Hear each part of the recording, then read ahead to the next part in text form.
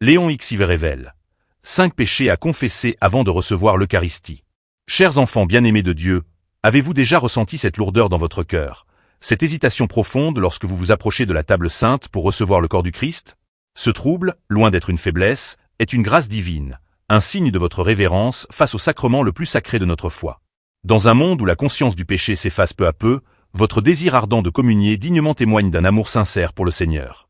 Comme l'écrit saint Paul dans une parole inspirée, « Celui qui mange le pain ou boit la coupe du Seigneur indignement se rend coupable envers le corps et le sang du Seigneur. » 1 Corinthiens 11h27.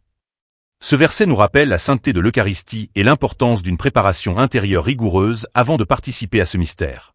En tant que votre Père spirituel, je vous invite à approfondir votre relation avec le sacrement de la réconciliation, ce remède divin qui purifie l'âme et la rend apte à accueillir la présence réelle du Christ.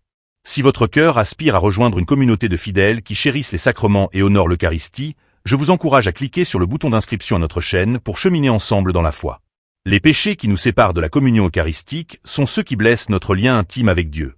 Si ces paroles résonnent en vous, partagez dans les commentaires. Seigneur, purifie mon cœur pour que je te reçoive dignement. Préparons maintenant nos âmes à discerner les obstacles qui entravent notre union avec le Christ. 1. L'absence volontaire à la messe dominicale ou aux fêtes d'obligation. Honorer le jour du Seigneur est une obligation sacrée, une invitation à rencontrer le Christ ressuscité dans l'Eucharistie, qui est le sommet et la source de notre vie chrétienne. Manquer délibérément la messe dominicale ou une fête d'obligation sans raison grave, comme une maladie, le soin d'un nourrisson ou d'une personne âgée, ou une contrainte professionnelle incontournable, constitue un péché grave contre le 3e commandement, qui nous appelle à sanctifier le jour du Seigneur. Privilégier les loisirs, le sport, les achats ou d'autres occupations mondaines au détriment de ce rendez-vous sacré, c'est rejeter l'appel divin à communier avec le Christ et avec la communauté des croyants. Le catéchisme de l'Église catholique enseigne clairement: les fidèles sont tenus de participer à l'Eucharistie les jours de précepte, sauf pour une raison sérieuse. CEC 2181. Combien d'entre nous invoquent des excuses superficielles pour éviter cette rencontre vitale avec le Seigneur? Mes bien-aimés, je vous exhorte à redécouvrir la beauté de la messe dominicale, à en faire une priorité absolue dans votre vie. Si vous avez négligé ce devoir, approchez-vous du sacrement de la réconciliation avant de communier. Partagez votre amour pour la messe en commentaire. La messe dominicale est le trésor le plus précieux de ma semaine. 2. Les péchés contre la chasteté. La sexualité est un don merveilleux de Dieu, destiné à exprimer un amour total, fidèle et fécond dans le cadre sacré du mariage sacramentel. Les relations sexuelles hors mariage, la masturbation, la consommation volontaire de pornographie ou toute autre atteinte à la chasteté sont des péchés graves qui profanent le temple de l'Esprit Saint qu'est notre corps. Saint Paul nous met en garde, le corps n'est pas pour l'impudicité, il est pour le Seigneur. 1 Corinthiens 6h13. Lorsque nous détournons ce don de son dessein divin, nous blessons notre capacité à aimer authentiquement et érigeons une barrière spirituelle qui nous empêche de recevoir dignement le corps du Christ. Mes enfants, n'ayez pas peur de porter vos faiblesses au confessionnal. Le Seigneur, dans sa miséricorde infinie, attend votre retour avec un amour inconditionnel. Si vous luttez contre ces tentations, écrivez dans les commentaires: Seigneur, purifie mes pensées et mon cœur pour qu'ils soient dignes de toi. 3. La cohabitation hors du mariage sacramentel. Vivre comme époux sans être unis par le sacrement du mariage constitue une rupture avec l'enseignement du Christ, qui voit dans le mariage une alliance indissoluble, reflet de son union avec l'Église. Cette situation, bien que souvent vécue avec sincérité, contredit le plan de Dieu pour l'amour humain et empêche une communion digne avec l'Eucharistie. L'Église, dans sa sagesse maternelle, n'exclut pas les personnes, mais les invite à aligner leur vie sur la vérité du sacrement. Si vous vous trouvez dans cette situation, je vous encourage à dialoguer avec un prêtre pour discerner les étapes nécessaires à la régularisation de votre union. Le Seigneur vous accompagne avec patience et amour sur ce chemin de conversion. Partagez votre désir en commentaire. Seigneur, bénis mon union selon ton dessein sacré.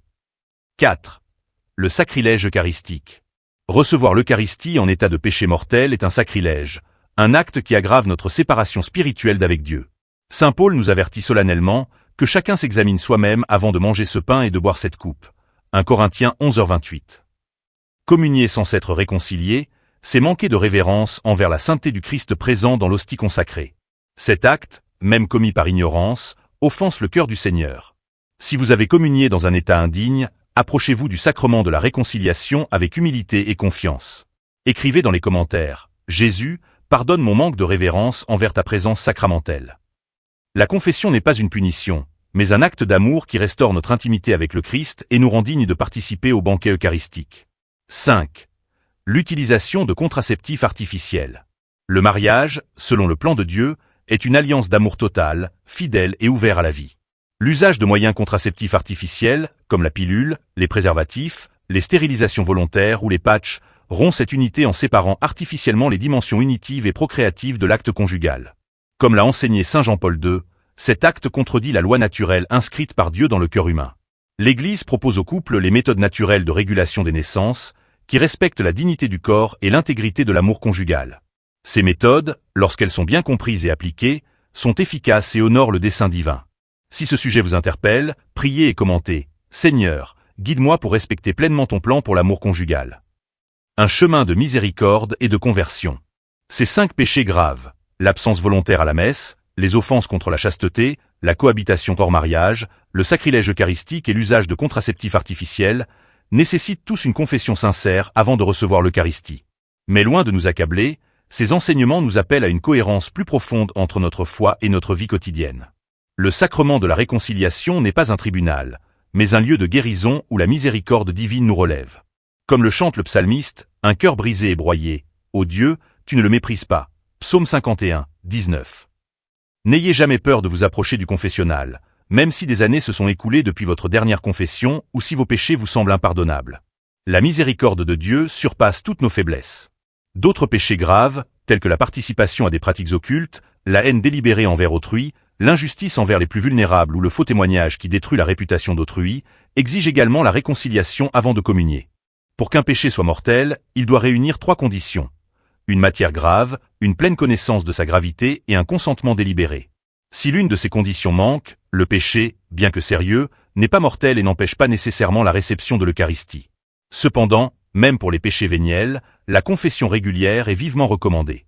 Le catéchisme nous enseigne que la confession des fautes quotidiennes, bien que non strictement nécessaire, aide à former la conscience et à progresser dans la vie spirituelle. CEC 1458. Si vous ressentez le besoin d'un accompagnement spirituel, commentez « Seigneur, envoie-moi un guide spirituel selon ton cœur ». Une invitation à la sainteté. Saint Augustin nous rappelle « Dieu, qui t'a créé sans toi, ne te sauvera pas sans toi ». La confession est un acte de courage et d'humilité, une collaboration à l'œuvre de notre salut. Chaque absolution est une résurrection spirituelle, qui nous restaure dans notre dignité d'enfant de Dieu et nous rend aptes à participer au banquet eucharistique. Comme l'enfant prodigue, nous sommes accueillis par le Père avec une joie infinie. Si cette image vous touche, écrivez « Père, j'ai péché contre le ciel et contre toi. Rends-moi digne de ton banquet. » Je vous exhorte, mes chers enfants, à prendre l'habitude de vous confesser régulièrement, idéalement une fois par mois, pour entretenir la pureté de votre cœur et approfondir votre communion avec le Seigneur. En cette période où nous méditons sur la présence réelle du Christ dans l'Eucharistie, demandons la grâce d'un repentir authentique et d'un désir ardent de le recevoir dignement. Que la Vierge Marie, modèle de pureté et de fidélité, nous accompagne sur ce chemin de conversion permanente. Partagez ce message avec ceux qui pourraient en bénéficier. Abonnez-vous à notre chaîne pour poursuivre cette réflexion spirituelle et mettez ces enseignements en pratique dans votre vie quotidienne. Que la paix et la miséricorde du Christ demeurent avec vous tous. Prière finale. Seigneur Jésus, toi qui te donnes entièrement à moi dans ce sacrement d'amour, je te rends grâce pour ta présence réelle qui transforme mon être. Dans l'intimité de cette rencontre, je prends conscience de l'immensité de ton amour, qui ne recule devant aucun sacrifice pour me rejoindre malgré mes faiblesses. Ô Christ, tu connais les recoins de mon âme où se cachent les fautes que je viens de confesser. Ta miséricorde les a purifiées, ton sang les a lavées. Permets que cette communion soit le commencement d'une vie nouvelle, où le péché n'aura plus d'emprise sur moi. Que jamais je n'offense ta sainteté par des actes qui blessent ton cœur et me séparent de toi.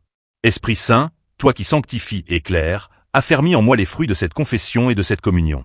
Donne-moi la force de résister aux tentations qui m'assaillent chaque jour. Que ta lumière me guide sur le chemin de la vérité et me garde vigilant face aux occasions de chute. Vierge Marie, Mère de pureté et refuge des pécheurs, je me place sous ta protection maternelle. Toi qui as vécu en parfaite harmonie avec la volonté divine, inspire-moi la fidélité et soutiens-moi par ton intercession dans les moments d'épreuve où ma faiblesse pourrait me faire trébucher.